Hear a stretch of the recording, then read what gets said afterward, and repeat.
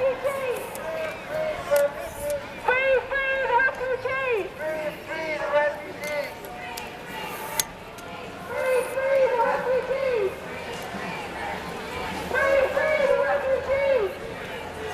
Everybody come down and start to keep the rally going! Free, free the refugee. Free the refugees! The very fact that the government has come up with this flawed US deal shows that they know that Manus and Nauru is not sustainable. They know that they've got to finish Manus and Nauru, and the answer is not to try and ship them off to the US, not to try and find some third country. The answer is to bring them here. So what we're saying is the US deal isn't clear. Bring the refugees to safety here. The US deal isn't clear. Bring the refugees to safety here. The US deal isn't clear. Bring the refugees to safety here. So we've got one more speaker today, and I'd like to welcome Miriam Salamat. Miriam is a Syrian refugee and artist who came to Australia 3 years ago. During the Syrian refugee, she was an activist who was forced to flee for her life after threats and attacks from the Assad regime. She's spoken out countless times for refugees, and I'd like to welcome her here today to talk to you for a short time. Thank you.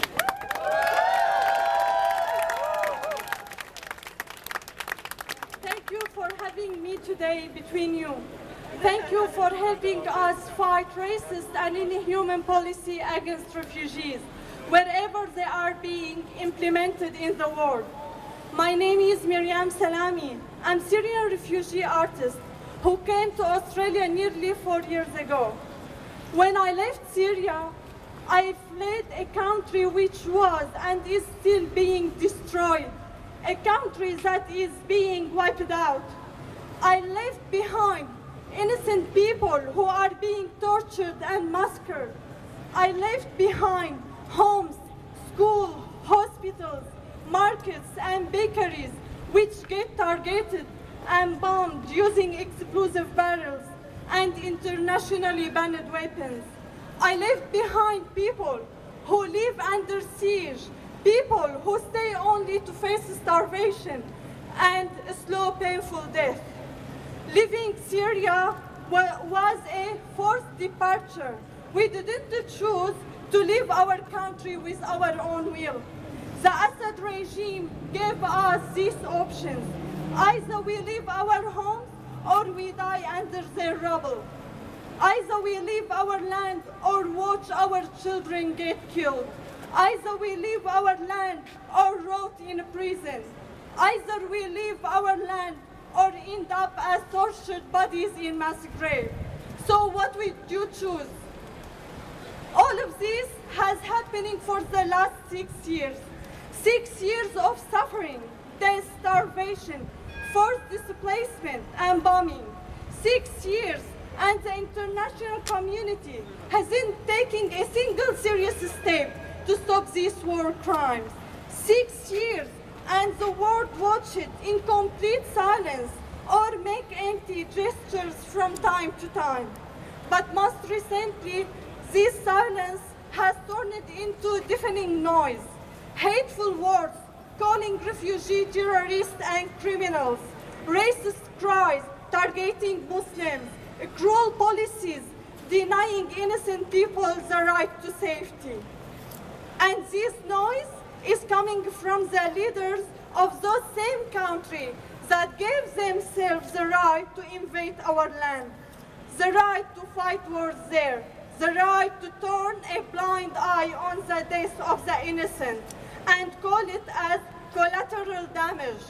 And all of this under the excuse of fighting terrorism, the same terrorism that this country either themselves created or supported from the very beginning. As a Syrian and Australian, I call on the Australian government to bring in people according to their horrific situation, not according to whether they are minority or majority, not whether they are Christian or Muslim.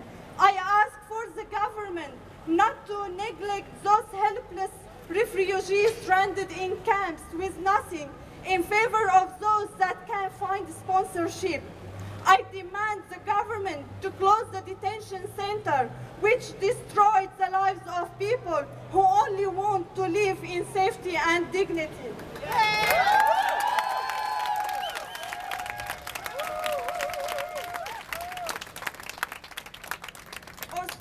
Australia's current policies of deportation and detention sound too similar to those of Trump. They are not something to be proud of. They are not a model for the world to follow. The policies that should be adopted are those that show fairness and justice, those that show the value of a human life in all its diversity, those that show compassion, the compassion that has been shown to me and my family. Irrespective of religion, irrespective of race, irrespective of ethnicity, irrespective of class and gender. This would be true Australian policies. Thank you. Hello. Can you please tell the viewers your name, your purpose, your vision, and what you're doing here today? I'm here to support people who are against refugees being kept in detention centers in Nauru and Manus. We want them to be freed so that they can come to Australia and live a normal life. Because they are suffering in the camps, they are living in harsh conditions. Well, what is the connection between this rally and the Prime Minister of Australia, Malcolm Turnbull, and the President of the United States of America? It's about their policies. Like for Donald Trump, he tried to ban Muslims from entering the United States, but that one has been stopped by the courts. So they have some racist policies towards minorities, people like me, and we're against that. So we don't like their policies. So we're doing rallies across the world to put pressure on them to drop off their racist policies and to have policies that support all people. Yeah. What is your message to the government today? The government needs to free the refugees from the camps. They should come to Australia and live a normal life. And the government should stop the racism in the country.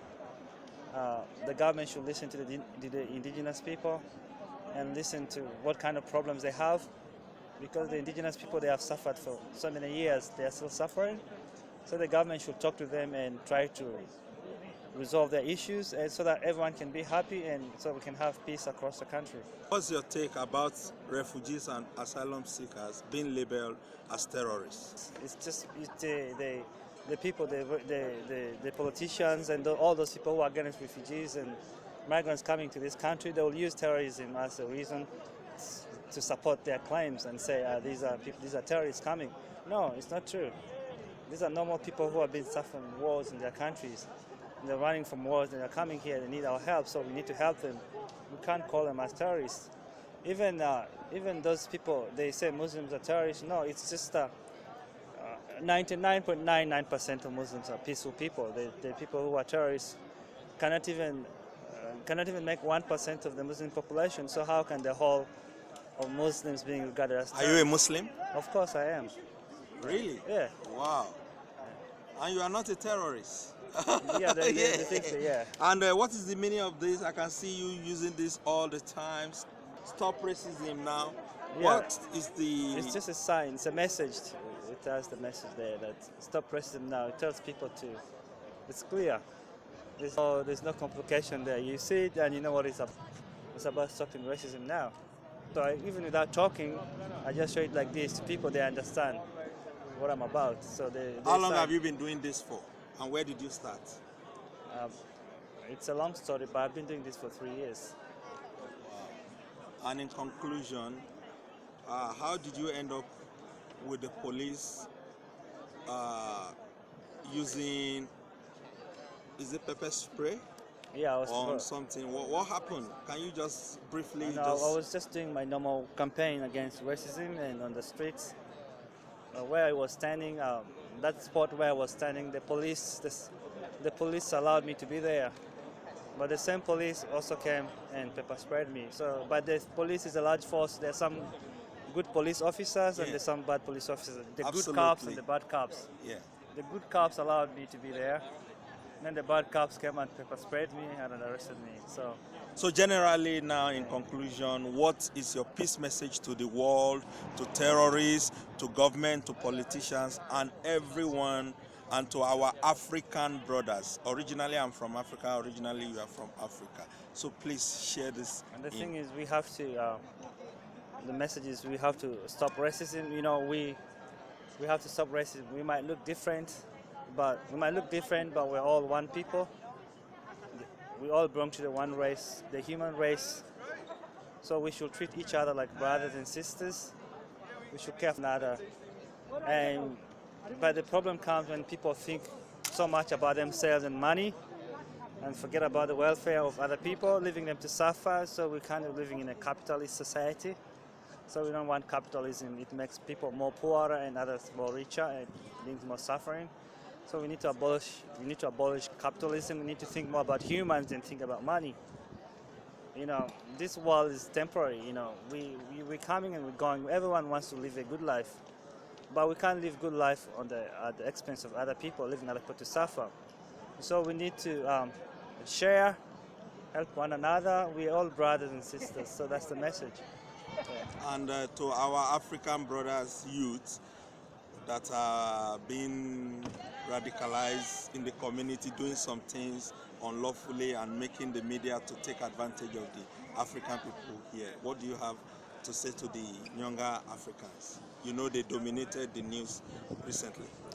No, those guys, of course, first of all, before you can condemn them, you need to look at the problems, you know, why they are like that.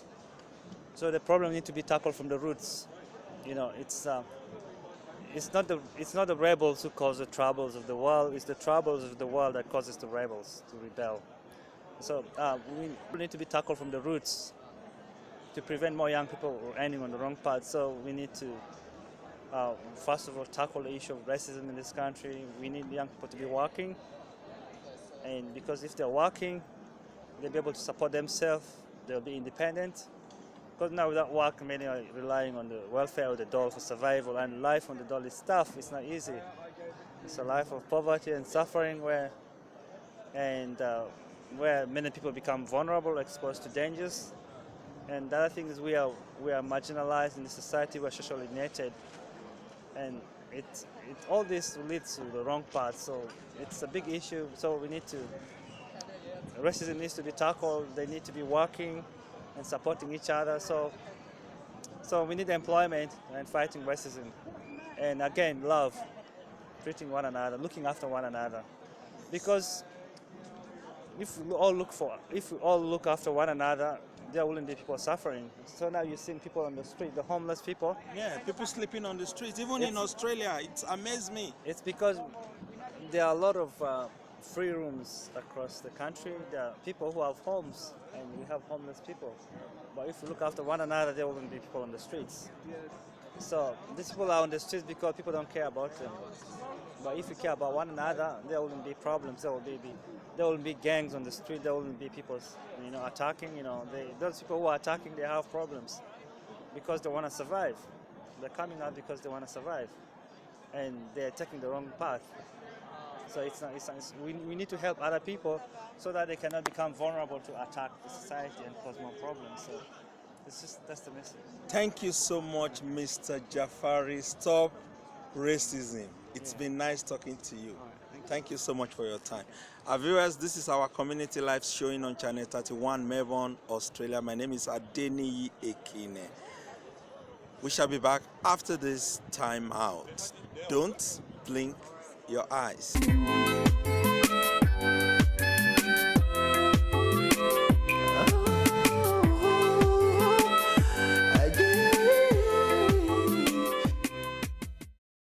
Amazing. Welcome back to the program. If you are just tuning in, this is our community lives coming to you live and direct from Channel 31, Melbourne, Australia. I want to tell you one great thing about my bike. I've been riding on this bike to make sure I make myself to be fit. You too can also get a bike to make yourself fit. Yes, if you ride on your bike just 5-10 minutes in a day or weekends, you be fit, if you're watching your weight or you're watching your height, whatever you are watching, you will see that you keep fit. If you have missed any of our episode, don't worry, you have not missed anything.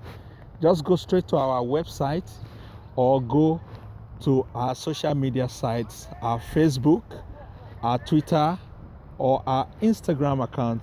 You'll catch up all the episodes, past and new episodes of our community lives. And today in the program, we hope you have enjoyed the package for today. And as I go, I want to leave you with this goodwill message.